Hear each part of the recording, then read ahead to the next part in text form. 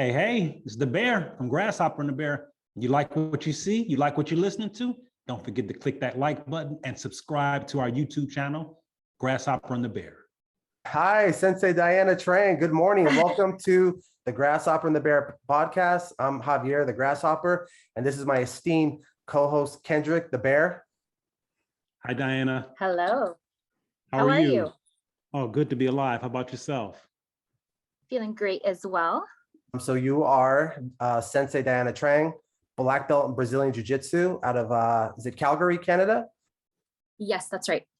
Martial artist, mother, business owner, and you're an advocate for children, teaching children self-defense, martial artist. You're an instructor for your wonderful children's group. I see you all the time on Instagram, and you're also a practitioner of Gymnastica Natural, and you're also an advocate for a strong advocate for women's self-defense and the importance of it. If you can, please tell us how you about your martial arts starts, how you got into Brazilian Jiu-Jitsu, how you got to such a high level and going through the ranks. And also whenever you feel like, go ahead and feel free to, I'm interested in you segueing into how I first heard of you and met you on Clubhouse. I heard you speaking right when the pandemic started, the COVID-19, and how all the businesses shut down and how that greatly affected you and neighboring businesses. For sure. Yeah, that's a lot. Where to start? So I guess it all started with Brazilian Jiu-Jitsu. So that's my passion. I feel like it's connected me with purpose very much. But it started in 2001. I was going to college and I was kind of, young adult. I was 19. I was wanting to start something new, something different, to get myself in better shape. Not really knowing what Brazilian Jiu-Jitsu was. To this day, I still think it's just, it was the right place at the right time and I made the right choice. But why I chose Brazilian Jiu-Jitsu, I'm not sure, because I didn't know anything about Brazilian Jiu-Jitsu.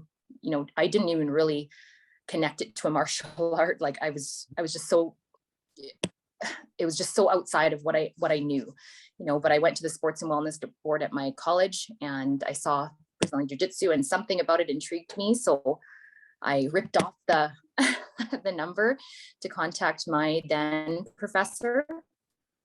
And the rest is history, really. I went for my first day. I remember it being very hard, very outside my comfort zone, unlike anything I'd ever done before, but I just knew that it was good, so right away I signed up and, I loved it from the first day, even despite that discomfort, and then slowly it grew and grew and grew, because in Alberta, that was when I lived in Edmonton. So right now I live in Calgary, but in Edmonton at that time, and in Alberta and Canada in general at that time in 2001, there wasn't very much Brazilian Jiu-Jitsu, and there definitely weren't really women doing Brazilian Jiu-Jitsu. So what's fortunate for me, I think, like looking back and especially being in this like professor role now, is that, and teaching women, is that, I'm lucky in the sense that when I started, I was the first student. So I didn't have to come into this class with 20 men, and I didn't have to feel that overwhelmed that a lot of women do.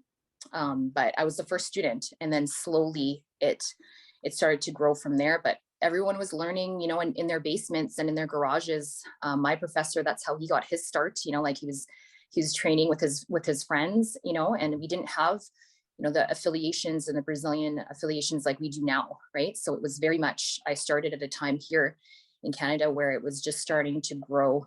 And so I was fortunate that I think it helped ease me into it. I always wonder how I would have felt if I would have started at a time when it had already been, but that's how and I loved it, met some wonderful people that I considered family, and it's just continued to grow from there. But from there, I ended up moving to Calgary. How many years after? Probably 6 years later, I moved to Calgary and met my now professor, and then have been training with the same team ever since. So yeah, and I never thought, when I started out, I never thought that I would want to teach. It was so much just for me. I never had my mind, even on belts, really, I was very much just like present with what it offered me and how happy it made me day to day and how it challenged me. But it wasn't until probably my purple belt, I started coaching actually when I was a purple belt. almost brown belt. And it wasn't, and even then when I started with kids, and I was like, yeah, let's see how it goes. I'm not sure, my background was in education, and I'd been used to teaching kids before, but I hadn't really thought about coaching. I just really liked jiu-jitsu for me. But that's when it really opened my eyes to how much I loved it. And then it went on to, maybe I should start a women's class, because all these years, being a sole female there at the gym, or one of very few females, still very much male dominated over here as well. I thought, I think it's the time to start a women's only, because there's a reason why women aren't coming, at least here. I think it was that overwhelm of having so many people there, so many men, and a lot of women found that overwhelming. So, yeah. Wow. Diana, in terms of the women's only, I think that's a beautiful thing. You touched on something earlier in terms of when you first started, how there was that comfort. You had to get that comfort. What advice or encouragement would you give to women that are curious about Brazilian Jiu-Jitsu, that has that same concern that you had initially? What advice would you have for them, in addition to maybe suggesting that they take a woman's class? What other advice would you have to help them to work through that discomfort? Well, I think there's just root yourself in what it is, like what you're wishing to get out of it. Like with women that approach me to come to my classes, for example, there's something that's driving them towards it, right? So what is it that's driving you? Is it because you want to learn self-defense? Is it because something's happened? Is it because you're trying to get into a better place of fitness and shape? Are you trying to learn a new sport? Are you trying to meet people? What is it? And then from there, recognize that Brazilian Jiu-Jitsu can connect to a lot of different, there's lots of layers to why somebody wants to do something, but find what it is that you want, and then decide, okay, is it Brazilian Jiu-Jitsu that can get me there? And have a conversation, like talk to the professor. There's lots of different academies out there. I always think, it's great to go out there and just test the waters and see, one professor might not be the professor for you. Like one academy might not be the academy for you, but just go out there, put yourself out there, and don't be afraid of what the experience is. I think a lot of people get overwhelmed with just, oh, how am I going to feel? Who's going to be there? Are they going to be judging me? Whatever it is, whether you're there for sport, whether you're there for self-defense, just understand that everybody that comes in through the door has those same nerves or those same feelings, but the only way to overcome it is to show up. So just know that you're not the only one that's feeling that, or, continue to just ground yourself back to what it is that intrigued you in the first place. And then okay. That sounds good.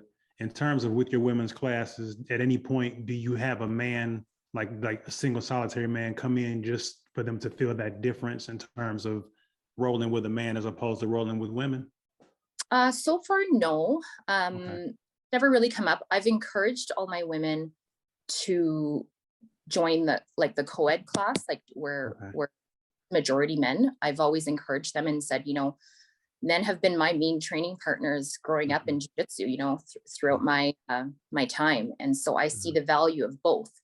And I always explain to them, I wish I would have had a lot of different women to roll with, because especially if you're going to compete, right? It's like if you train with men, it pushes you in a different way. But when you get to competition, you're not competing against men. So it's nice to have that diversity in training partners, whether it's male or female. But I always encourage my women to come and step into the co-ed class. And I've had, a handful that have tried, but that's usually the way that I suggest it for women in my class. But to be honest, 99% of the women right now feel most comfortable just training with women. So I see that, sure. It's necessary to have these women's only classes. And then when they feel comfortable, they can absolutely go. Sure. Absolutely. Yeah. What would you say was your hardest hurdle or the hardest small wall or fence to get over when you first started your training? The hardest for sure has been not to feel discouraged, because again, women are a minority in Brazilian Jiu-Jitsu, and women are not the most easiest group of people to convince to do Jiu-Jitsu. And when I say convince, it's not like I don't actually mean that in the sense of I need to actually try to convince them to come, but to show them what's possible, you know, to show them what's possible. At the beginning, when I started with one woman, and then two, and then it was three. It was months before I got to that third one. And then one decided it wasn't for her. And then I was down to two, and then I was down to one. Then I was, you know, it just kind of did that like up and down thing, but it was very small. And at the beginning, I just thought, should I be doing this? You know, am I trying to force something that just isn't naturally, you know, there yet? You know, so I would say that was my biggest hurdle at the very beginning, was to see like how to continue doing it when there wasn't a great, huge number of women flocking towards the classes, you know. And in the same sentiment where I was saying to the women, you know, like, root yourself in why it is that you want to be there, what intrigued you in the first place. For me, I had to reset myself a lot of times to say, well, the purpose of why I want to do this is because I want to give women the opportunity to have something that makes them feel comfortable. And I see the value for self-defense. I see what it's given me in just being a stronger individual, like mentally and physically. And so I myself had to, as on the other side of things, as the professor, having to remind myself that, you know what, it might be slow right now, but if you continue to build it, they'll come. And I very much have seen that through. Professor, I gotta ask, I really want to get into, you know, just jiu-jitsu as a martial art and as a self-defense. And I think it's one of the most effective martial arts, one of the most humane in ways of dealing with someone, because you can, if you're, you can strike someone, and some people can just take a lot more strikes than others. They could literally be full of blood, broken jaw, nose, and still be standing, whether it's a mugger or a competitor, and they can still be standing. But if you take them down, or you get them to the ground and apply submission, or even just hold them in, you know, mount north-south, or have their back, you can not hurt them, and they will wilt, you know, energy-wise. Well, absolutely, I agree, of course. I've dedicated half my life to it, so I definitely see, and that's why I'm so passionate about it for self-defense as well, because I've seen what it's like in the gym training with mainly men, and especially as the smallest to them. You know, there's never been a man that's been smaller than me, even if it is only 30 pounds or 35 pounds. You know, I've never had a man smaller than me inside of the gym on the mats. And so as throughout my journey, you know, at different times, obviously at the beginning when you're still learning things, right, is different than when you've dedicated some time. And I always try to share that with my women too. You know, it takes time. Like jiu-jitsu it's a long journey, right? And so you may not necessarily feel it right away. You have to dedicate yourself before you get to that point where you're like, okay, he's got 100 pounds on me, comes into the gym, no experience. Can I take him? Yes, I can. You know, maybe not right away, right? You have to learn those fundamentals first, but is it possible? Absolutely. I've seen it time and time and time again. And so that's why I agree that it's a great martial art, great self-defense for that. And, you know, especially getting down to the ground, right? Because when things end on the ground, we see at a high level, I'm not saying that, you know, you shouldn't learn striking, or that you shouldn't learn Muay Thai, or you shouldn't cross train. I think the more you can do, obviously, the more well-rounded you'll be for all the different kinds of scenarios, right? Weapons, all that kind of thing. But it just takes so much time to dedicate into one martial art that, you know, you got to dedicate that time to what you think is going to be most advantageous for you at the start. And then you kind of move out from there, right? But you see that even high-level boxers, for example, you know, that train this as their job, or fighters, right? They can't always dodge every single punch. So that's like a professional who's trying not to get hit. Can they still get hit? Yes, absolutely. Will they still get knocked out? Yes, absolutely. So you refer that to a person who's not a professional, that's training this as their hobby, you know, or as just a pastime, like 2-3 times a week, right? And it's like, can you completely avoid every punch to the ground, or every punch, right? Probably not. And so what's going to happen when you get down to the ground? Why not be in control of that scenario, or to be able to put somebody unconscious? That's what I always say too, you know, like to get yourself to safety for self-defense. You're not choosing to stay there and just continue to fight, right? You fight to get yourself to safety, and you're trying not to spend all your energy and your time in that experience. But as far as rolling, you know, it's those of us that know, it's so fun, right? Favorite positions, I don't know. I really like open spider guard. I like working spider guard. Of course, the back is fun. I love lapel chokes. You know, I try to, you know, it changes, you know, it changes from moment to moment.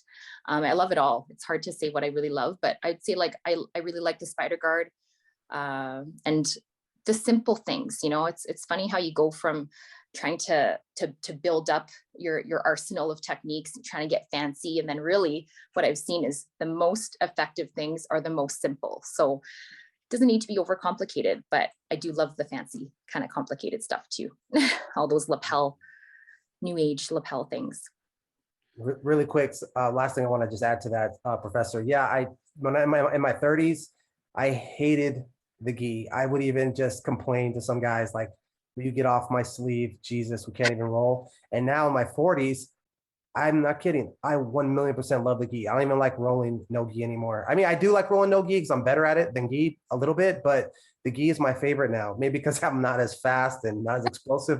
For sure. Mhm. Yeah. Earlier, I heard Javi reference you as being a mom.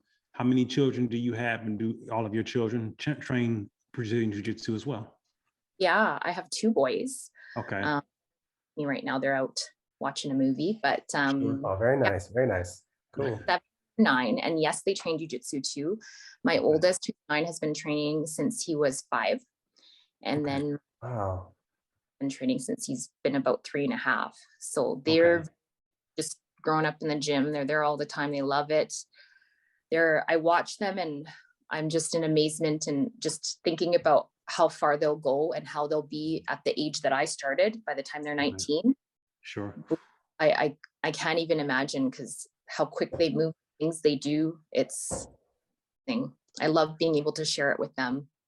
Yeah. Would you say that both of them are equally enthused, or is your youngest more enthused than the oldest, or vice versa in terms of their training? I would say maybe my older boy's a little bit more driven. Like he'll ask, can we do, like just the other day, he's like, Mom, can I practice my triangle choke on you? Can you show me something new? Show me something new.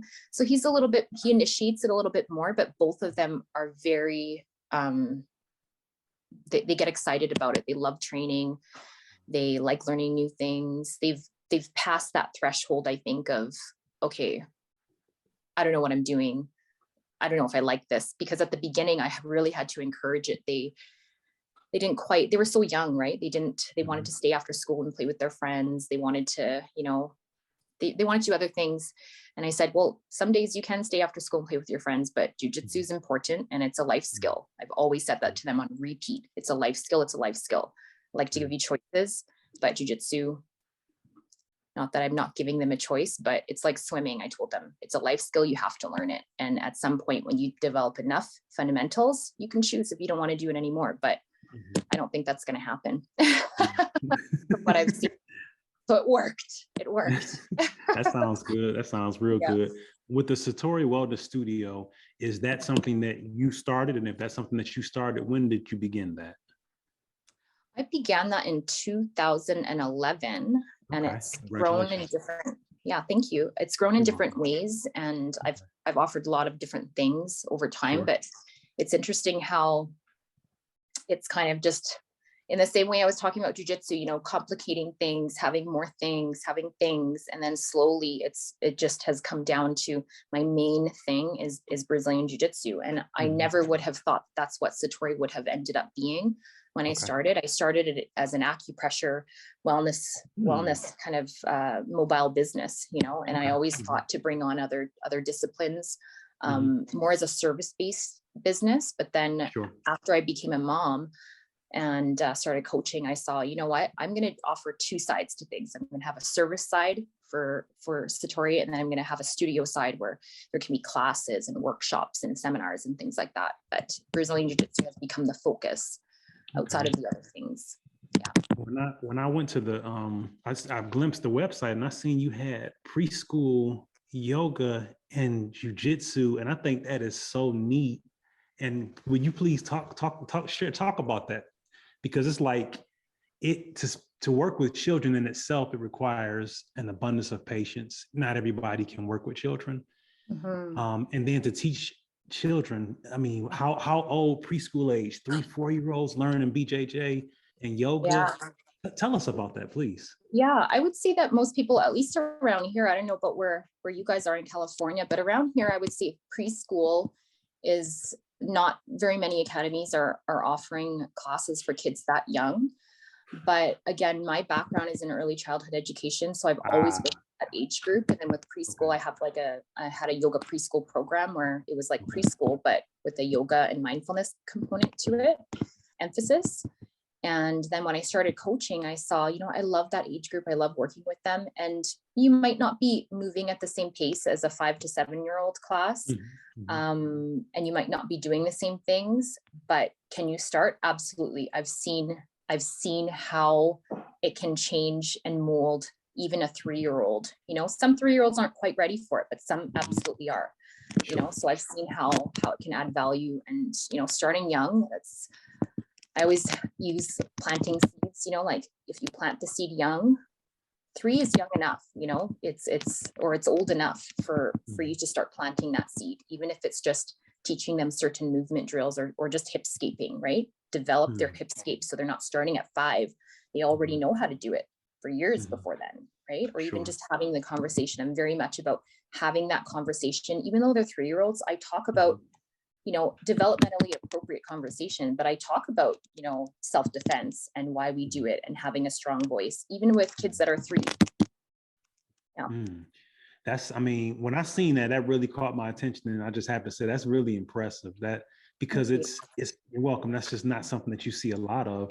Tell us again, you spoke on having an educational background. Would you share with us again what the emphasis was? I thought I heard glimpses of it, but just so I'll be certain. Early childhood. So early childhood development was what I started out with. I didn't finish my education degree, but I had started actually Jiu-Jitsu. That's around the same time that I had started Jiu-Jitsu too. But I think it's something that has allowed me to elevate my teaching, you know, whether it's through yoga or through gymnastica or through Jiu-Jitsu, you know, it's helped to elevate the way that I can connect to kids. And so I use that, and I'm so grateful for having that start.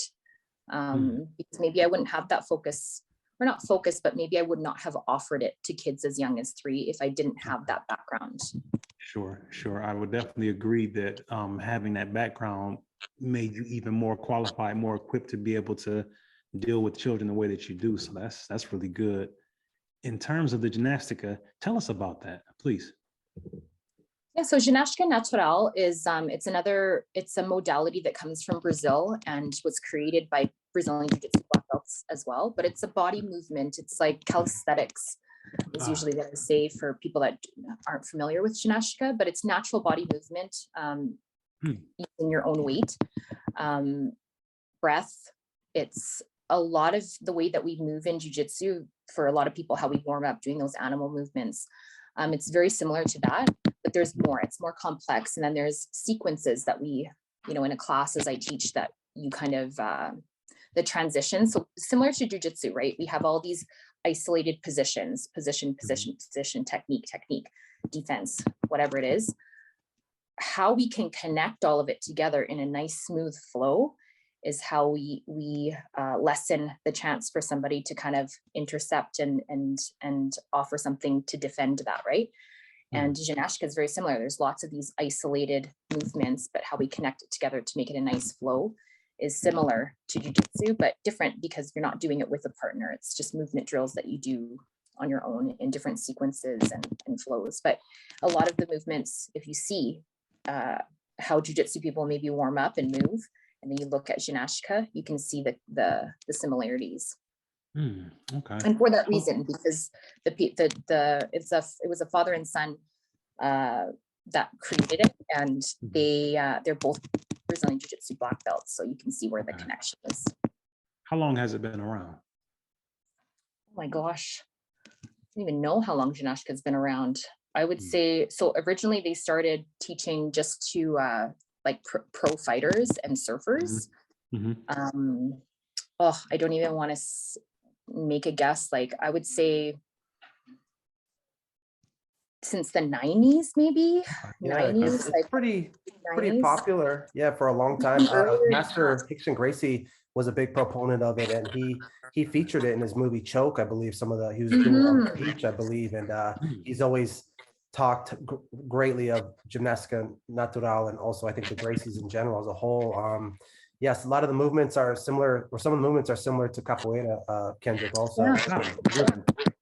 Oh, Yeah. okay. Wow. You're a Interesting. capoeirista too, are you, Javier?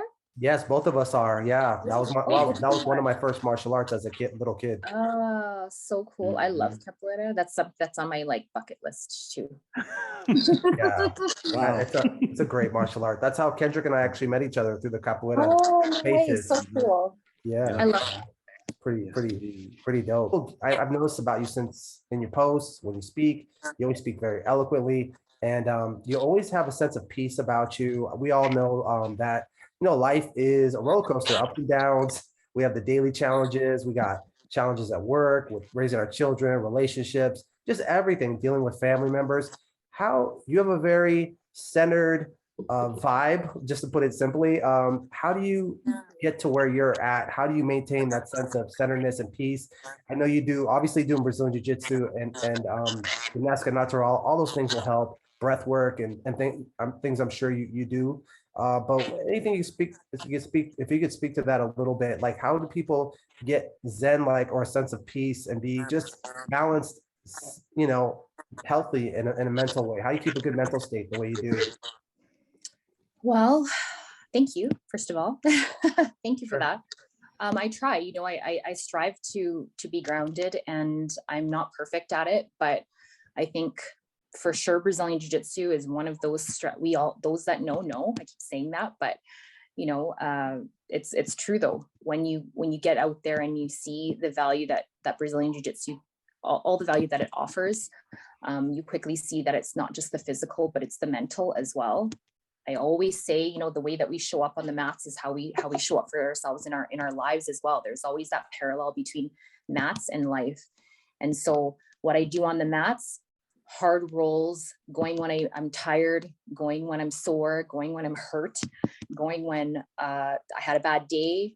If you can show up when you're having all that, the sour parts, I don't want to say bad, but when you're having those sour moments, or you're having those sour days, bad days, whatever, and you can still show up, that's that day-to-day resiliency that you're building when other things outside of the gym are troubling you, or you're going through hard times, COVID times, all that stuff. It shows you that you can persevere and that you can find solutions. And if you don't find solutions in that exact moment, you're taking the steps and you're moving forward, not backwards, right? So jiu-jitsu has given me that. The mental part, where sometimes you feel that your mental game isn't on point, that you can't be present. Jiu-jitsu allows you to be present, because if you're not present, you're going to get choked out, right? It's like a form of meditation. So jiu-jitsu has been my biggest form of meditation, because I have so much going on all the time. I often feel just like a crazy chicken with my head cut off, mother, kids, everything going on. I'm just like, I always say I'm like a ping pong ball, just like ping, ping, ping, ping, ping, just going back and forth. But those kinds of things keep me grounded. And then obviously a meditation practice, a breathwork practice, mindfulness practice, reframing, back to what it is that, why I'm on my path, why I do the things that I do, why I chose the things that I choose. All of that combined helps me with staying grounded, because I know what my purpose is and why I do it. My kids are a huge part of that. I would say if it wasn't for my kids, I might not have chosen entrepreneurship. Maybe I would have ended up here anyways, who knows? But my kids are a huge driving factor in why I do what I do, because I want to have more time with them. I want them to have this from the ages that they do, to be doing jiu-jitsu since they were 3, and to be able to have them there at the gym with me, so those kinds of things. But I'm not perfect, and that if there's anything that I can, from the outside, I think that's the thing with when we use social media in a great way to connect with community. That's the other piece too, like mind, body, community. Take care of your body, have your practices, and then also surround yourself with good people. If you are feeling low, your jiu-jitsu people are there. With my kids, it's been a huge it's been a huge part of why. You said something earlier in reference, and I was going to ask about that. So BJJ is passion for you then? It's a passion.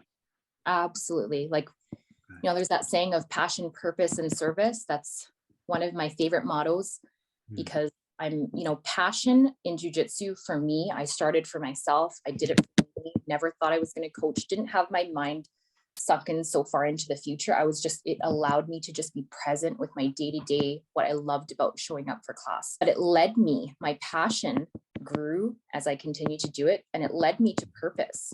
You know, when it comes to self-defense, especially when it comes to the amount of women that are attacked, the amount of children that are abused. And at the end of the day, if it's not for self-defense, you're getting a wonderful physical and mental practice out of it. And then you're getting to meet the most amazing people. So going back to, I think I started, then I lost track of what I was saying. What you see from the outside, right, where I was going with it, and then I lost my train of thought there, is what you see from the outside. So if you're looking at my Instagram, right, and it's like, oh, you post such positive things, you seem very grounded. I strive to be, but I'm not perfect. But how I strive to maintain at least a safe place to kind of waver up and down from is by having those practices. But I'm not perfect. Sometimes I'll have a more low day or a higher day, but I always end up coming back to that center place because of the practices that I choose to keep into my life. So when we see people on the outside, superficially, right, it's like to recognize that nobody's perfect. And in the game of jiu-jitsu and the journey of jiu-jitsu, that's what you're going to see, is that it's not perfect, and you have to learn how to be adaptable. And that's what it helps to foster. Definitely. The thing about it with what you just said, in terms of even what Javi was saying, how you seem so centered in that, is moments like what you just shared, in my opinion, in my experience, when people hear people like yourself on such a high level speak about your trials and tribulations or your vulnerabilities or things that you may need to work on, it gives hope, it gives encouragement, because people look at where you are and look at what you've accomplished, and they just, oh, I could never, and so on. All they forget, hey, we're human, you know. So I've always been really fond of when people will share some of the circumstances or difficulties that they've experienced, because it lets people that respect and admire you know, it reminds them that you're a person. Just like you were saying earlier, how just people on social media, you know, this world we live in, they see things, they see the glitz, the glamour, they see a person that's talented at something, but they don't know the blood, sweat, tears, and sacrifice that you put into it, you know. And when you speak on the difficulties that you experience, it reminds them, and they can connect with that because of the fact that, okay, I'm going through things as well. She went through things and she came out on top. I can too. So thank you for that. Thank you for sharing that. Definitely.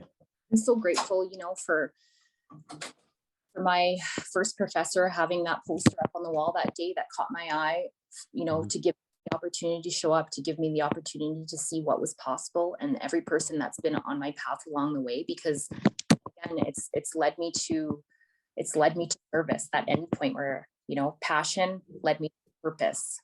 I contribute, and that purpose has led me to service in being able to help my community, help people, individuals around, you know. And that's where it's a heartfelt practice, you know, not what I do for myself, but how I'm also able to share it with other people, to help other people just be part of a community of people that's doing the same kind of thing.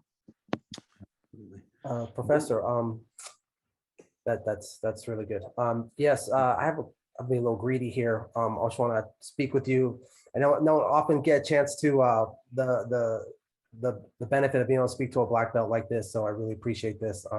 I think I mentioned one of our messages. I recently rededicated myself back to learning Brazilian Jiu-Jitsu on a regular basis. I've been in and out of Jiu-Jitsu since the 2000s. I mainly did it as a cross training for my short MMA career, and but in the last 3 months or so, it's been 3 months, Kendrick, I think, I've been going to I signed up to an academy and just, you know, dedicated to go a minimum once a week and once to twice a week, and just fit it into my already busy schedule of everything else I got to do. But yeah, I just really want to give it, it's like going back to school for me. Like I should have graduated a long time ago, but I just never did. And I'm going to try and graduate best I can, give it a good solid 3 years of just consistent devotion. And I'm really enjoying it. I'm loving it. It's just, and I bring it up because Brazilian Jiu-Jitsu is the most humbling, I think, activity, period, sport, but also has the most benefits. One thing that helped me, I think, coming back into my second month, and I shared this with Kendrick, that I told him, man, I'm just going to go in every day expecting to lose and not caring if I win or lose in my roles, because that puts too much pressure on myself. And ever since I did that, I just dropped my ego 1,000,000% when I'm in jiu-jitsu. I just find myself just having more fun, and I'm just rolling better, and I'm not worrying about losing to this guy or that guy. I'm just having fun. Did you have any similar experiences when you were a blue belt or purple belt, and the ego and all that? 100%. You have to have that humility, right? Especially when you're just starting out, right? It's like you can't expect that 100% of the time everything's going to go your way. Otherwise, there wouldn't be this journey, this huge amount of time that we have to dedicate to, right? But it's still not a foolproof thing, right? Again, we have to be adaptable. We have to accept that sometimes things don't go our way, but do you have another game plan, and what are you going to do? You have to have that in your mind before you show up. You have to have that in your mind, because it's like problem solving every time we're going to the gym, right? We're problem solving every time. And even if you get beat up and it didn't go your way, you're thinking about it. Don't let it eat you up at night, right? Let's keep you up at night, but you're problem solving, like, okay, that happened to me again.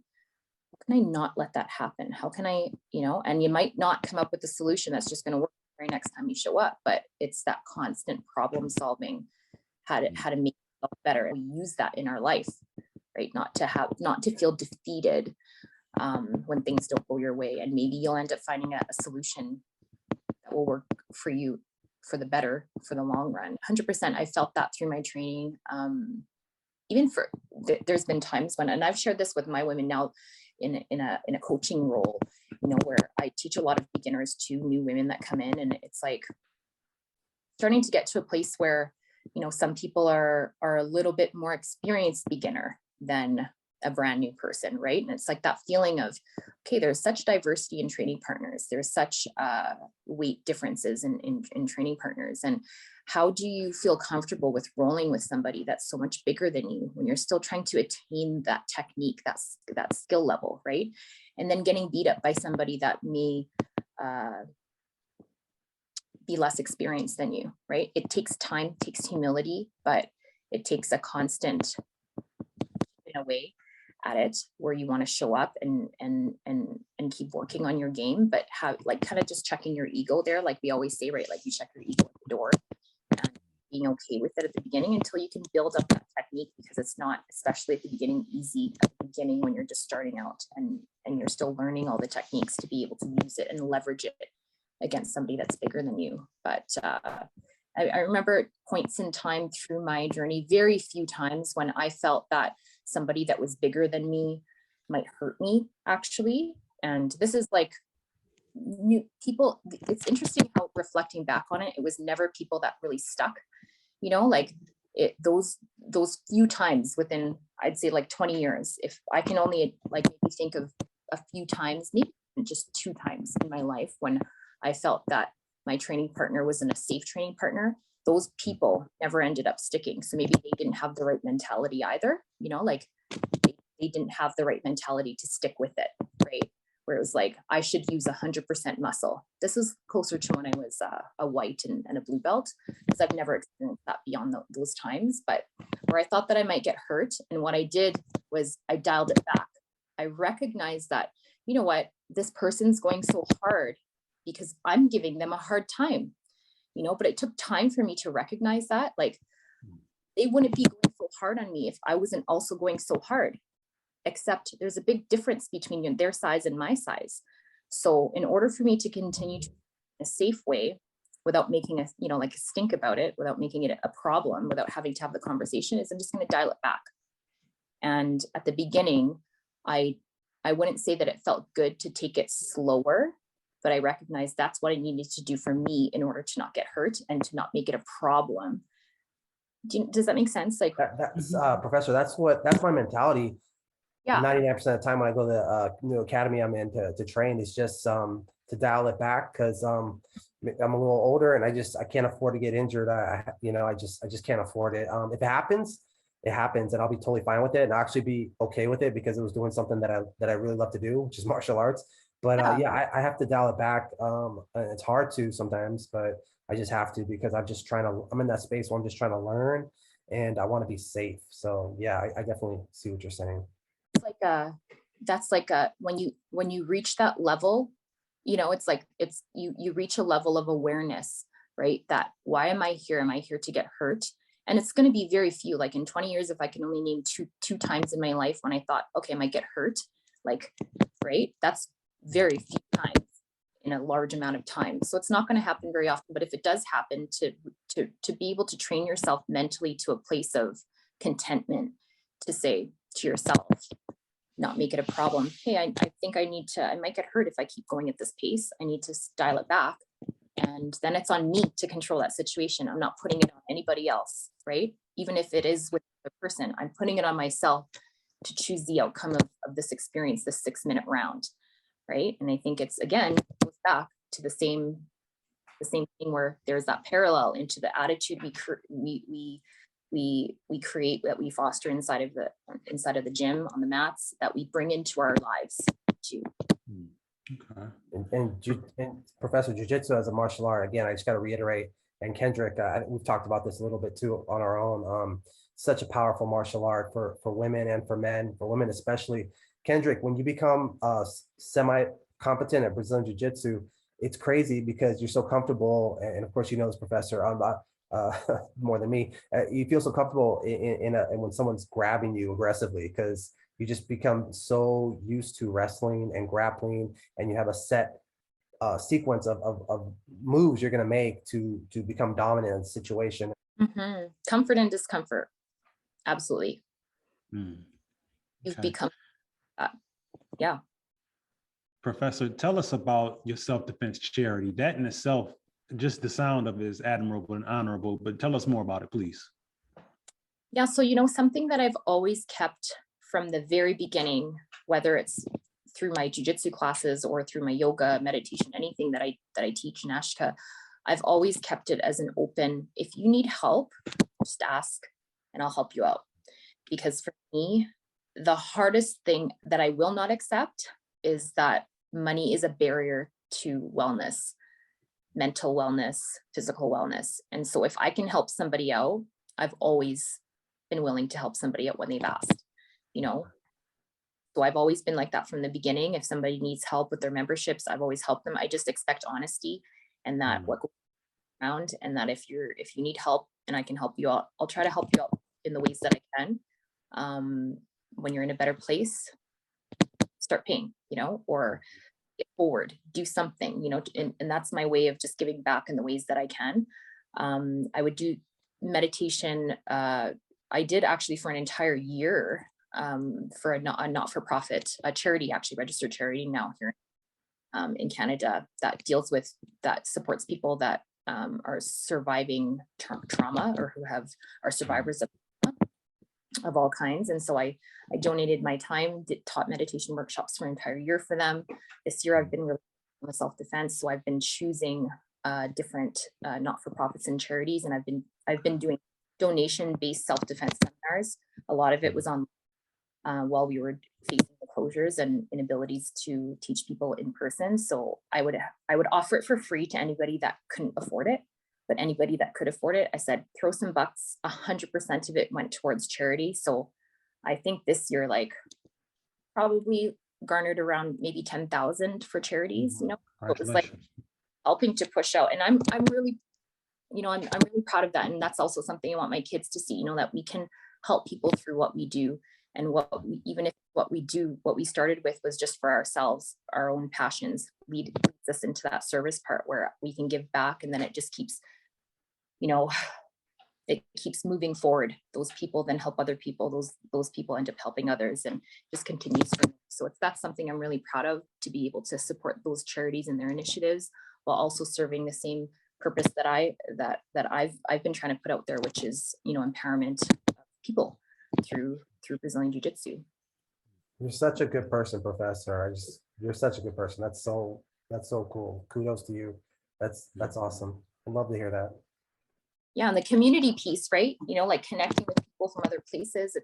It's been really just it's like jiu-jitsu where everything we can, I just feel like we can relate it when you're a martial artist. You can just relate it to what you move yourself through day to day when you show up on the mat, right? But it's like you choose something out of that humble place of that drive, why, and it just continues to not necessarily pay you monetarily, but it continues to pay you in ways that you couldn't even imagine, you know. And it's allowed me to connect with so many different people from like in other parts of the world, just through that desire to want to help, or your desire to want people to feel what you feel when you're on the mats. You know, it's like, it's allowed me to connect. Jiu-Jitsu has allowed me to make so many friends and to share so many initiatives from all over the world. And it blows my mind every day. Like this, you know, showing up on Clubhouse. One of my martial arts friends, who I also met randomly because of Brazilian Jiu-Jitsu, right? It's one of my brothers. Like, I would not have known him if it wasn't for Brazilian Jiu-Jitsu. If I had not known him, he suggested me to go check out this Clubhouse. It's like a cool app where you can like have these really great conversations.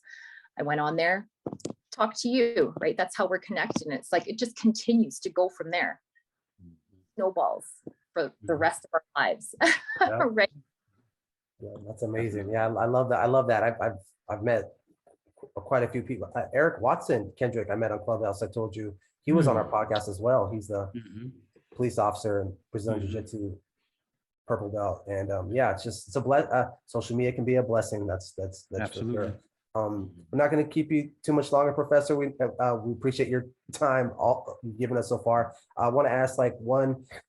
Can you get one more question for me? What can you give us some of your secret, amazing 1 or 2 tips that you have for teaching children so well the way you do? I know a lot of trainers that train kids, boxing instructors, kickboxing instructors.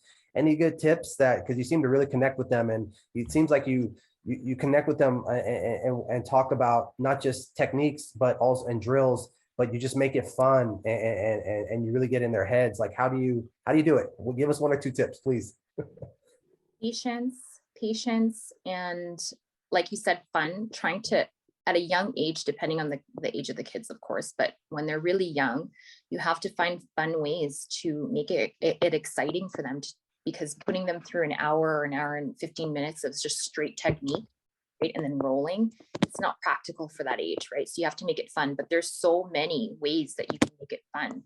You know, like I have a base game with my preschoolers where they practice their base, but it's like, it's a game, right? But it's if I name it as a game, they think that it's fun. Can we play the base game, Professor Diana? But really it's technique, but we've made it in a fun way. But also being flexible. Again, that's been like kind of like a theme, that adaptability piece, is being adaptable as a coach too, and see that sometimes kids, you can't have every class the same. Like maybe the structure of the class is the same, but sometimes when kids need it, just like adults really, you know, sometimes when you need a little bit more extra love in a certain area. You know, if I feel that they're wild, we might do more wild things that day.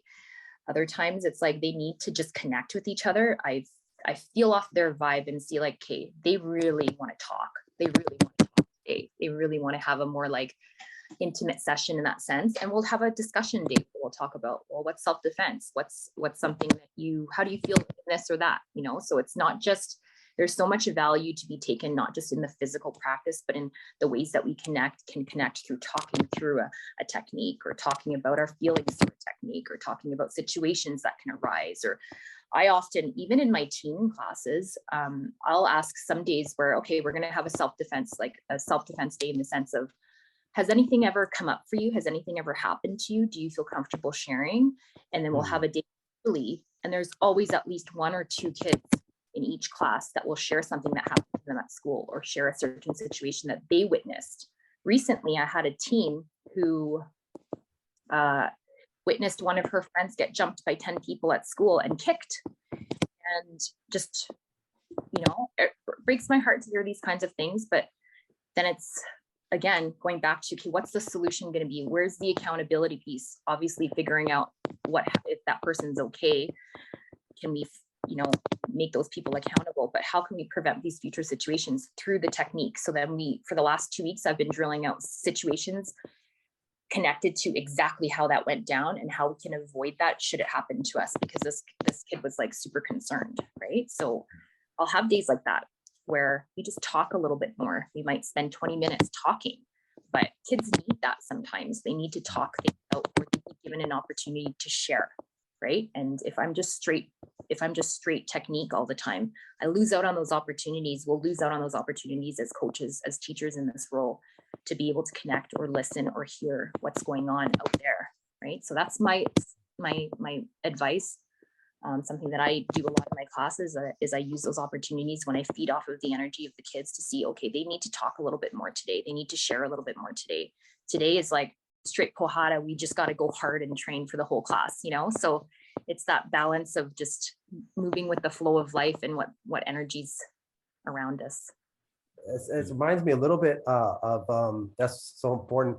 Reminds me a little bit those stories and the story of the student getting jumped in school, of the bully proof program that Henner and Hiram Gracie do on YouTube. They receive videos of kids getting jumped in school and that weren't able to defend themselves, and they track them down and they interview them, and then they offer them a free Brazilian Jiu-Jitsu membership to teach them the basics. And it's pretty it's pretty inspiring, and such a and the way you're describing how you try to connect with them on another level or plane, on the importance of self-defense and those scenarios, and just talking about like, where do you feel uncomfortable, or at school, or where are you comfortable, or what if someone does this? That's really, really important than just technique all the time. Yeah.